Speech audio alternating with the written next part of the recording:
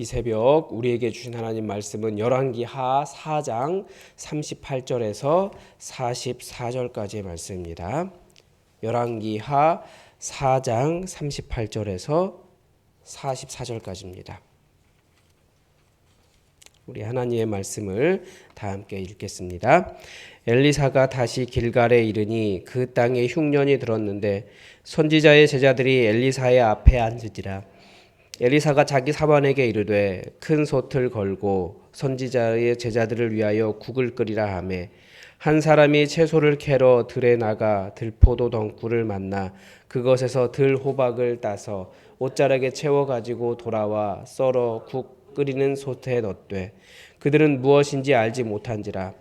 이에 퍼다가 무리에게 주어 먹게 하였더니 무리가 국을 먹다가 그들이 외쳐 이르되 하나님의 사람이여 솥에 죽음의 독이 있나이다 하고 능히 먹지 못하는지라. 엘리사가 이르되 그러면 가루를 가져오라 하여 이르되 퍼다가 무리에게 주어 먹게 하라 하매 이에 솥 가운데 독이 없어지니라.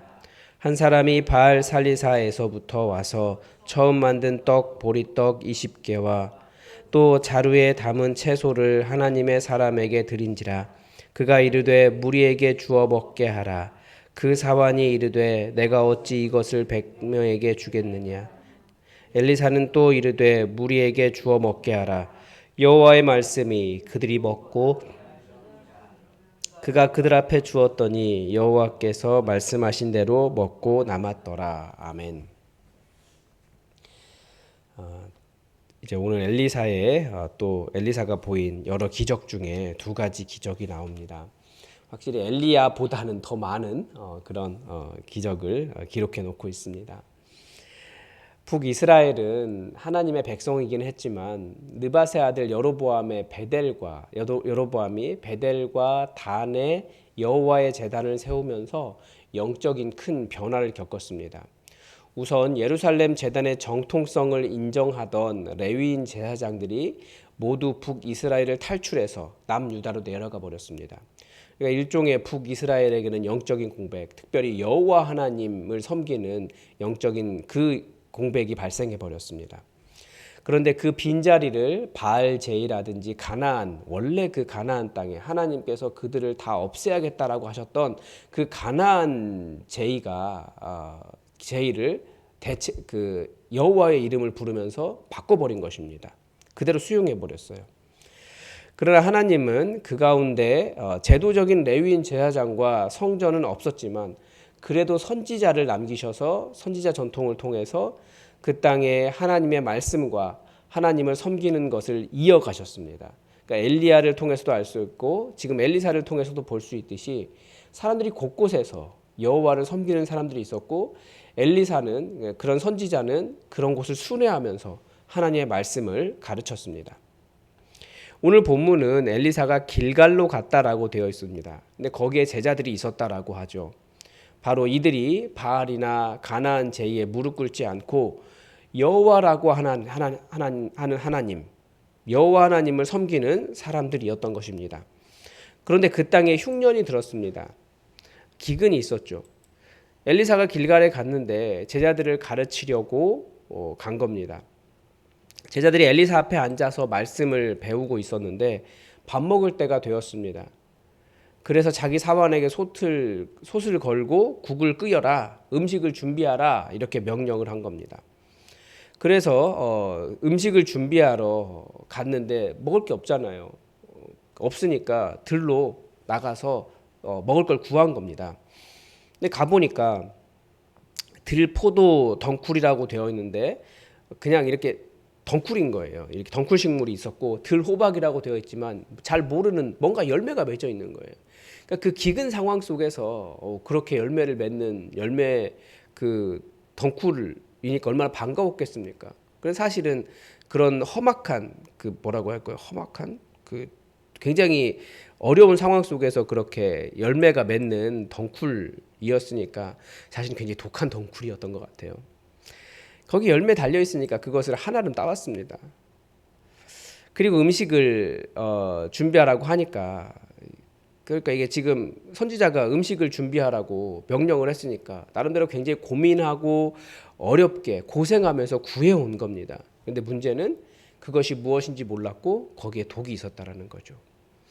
제자들이 이것을 먹다가 갑자기 소리 질렀습니다. 여기서 외쳐 이르다라고 하는 소리는 말 그대로 부르짖는 소리입니다. 그러니까 히브리어 원어도 짝이요, 짝. 그러니까 얼마나 그냥 그 소리 자체가 단어가 된 거예요. 소리 지른 거예요. 살려달라고. 그러자 엘리사가 가루를 가져와라 하고 솥에 그 밀가루를 던지니까 독이 없어지고 먹을 음식이 되었습니다. 이 본문은 여러 가지를 시사합니다.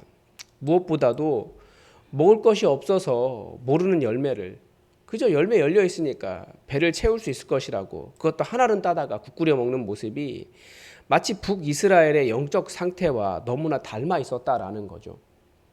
우선 거기는 기근이었습니다. 어떤 기근이겠습니까? 여호와 하나님의 말씀과 여호와 하나님 섬기는 제의와 여호와 하나님을 섬기는 제사장과 그런 모든 것들이 여호와 하나님과 관련된 정말 사람이 먹고 살아야 하는 하나님의 여호와 하나님에 대한 것이 다 부족한 기근 상태였다라는 거예요.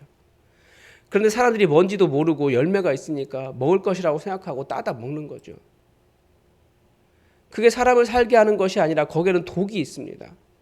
그 독 때문에 괴로워하고 힘듦에도 불구하고 그게 자기를 살릴 거라고 생각하고 살고 있는 거예요. 눈에 보기에는 먹을 수 있는 열매처럼 생기기는 했지만 그러나 눈에 보기에 먹을 수 있는 것처럼 생겼다고 먹으면 안 되는 거죠. 거기에는 생명이 없고 독이 있었습니다.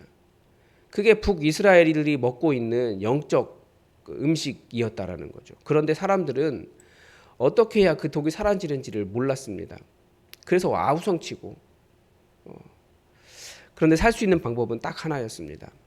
하나님의 일을 하는 하나님의 사람밖에 없다라는 거죠.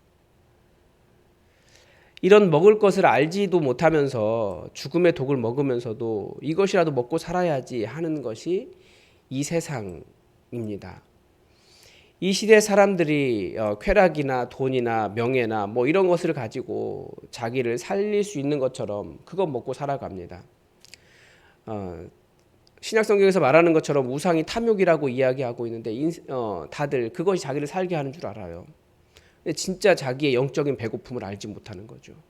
그리고 그것 먹고 사실은 하나님의 사람이요 도와주세요 라고 살려달라고 해야 되는데 고통 속에서도 그 고통을 그냥 감내하고 살아요. 다 그렇게 사니까. 근데 절대 그게 사람을 살리는 것이 아닙니다. 해독할 수 있는 능력은 오직 예수 그리스도의 복음밖에 없습니다.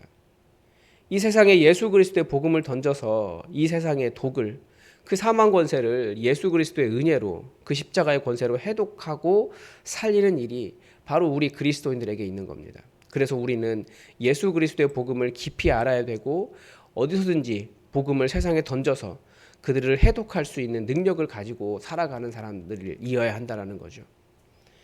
본문 다음의 이야기는 바알 살리사의 한 주민이 엘리사에게 보리떡 20개와 채소를 가져온 일입니다. 그 땅에 기근이 들어있는 상태였기 때문에 이 보리떡 20개와 채소를 가져온 일은 엄청난 헌신이었습니다. 우리로 말하면 지금 보릿고개였던 거예요. 특히 지금 나온 이 보리떡은 그 시기의 첫 소산이었으니까 얼마나 모든 사람들이 기다려왔을 음식인 거예요. 그런데 그 첫 소산, 그것을 하나님의 선지자에게 가져온 것입니다. 그러니까 이 보리떡이 얼마나 소중하고 또 그 섬기는 마음이 얼마나 귀한지 우리는 볼 수 있습니다. 원래 이 첫 열매는 자기의 토지가 없는 레위인 제사장에게 주어야 하는 것이었습니다. 그런데 이 북이스라엘에게는 레위인 제사장이 없었기 때문에 여호와의 선지자에게 대신 가져온 것으로 그렇게 해석할 수 있습니다. 엘리사는 이 보리떡과 햇 곡식을 백성에게 주어 먹게 하라라고 명령했습니다. 그런데 엘리사의 지시에 그 사환이 뭐라고 말합니까? 43절에 보면 내가 어찌 이것을 100명에게 주겠나이까? 라고 대답을 합니다. 참 우리말 번역이 고상한데 원래 의미는 뭐냐면 따지는 거예요. 뭐라고요? 이것을 100명 앞에 내놓으라고요? 말도 안 됩니다. 이런 의미입니다. 이 바알 살리사 한 주민이 가져온 이 보리떡 20개와 핵 곡식은 100명이 먹을 수 없는 분량이 많습니다. 절대 줄 수 없는 거예요. 이 사활의 말이 맞을지도 모릅니다. 그런데 엘리사가 다시 명령합니다. 명령한 이유는 무엇입니까? 엘리사의 말로만 남아있지만 오늘 보면 마지막에는 여호와께서 말씀하신 대로라고 되어 있어요. 그러니까 이미 엘리사는 하나님의 말씀을 들은 거죠. 명령한 이유가 무엇이냐면 명령한 이유가 무엇입니까? 이 사환이 한 말은 나보고 하라고요? 이 말이에요.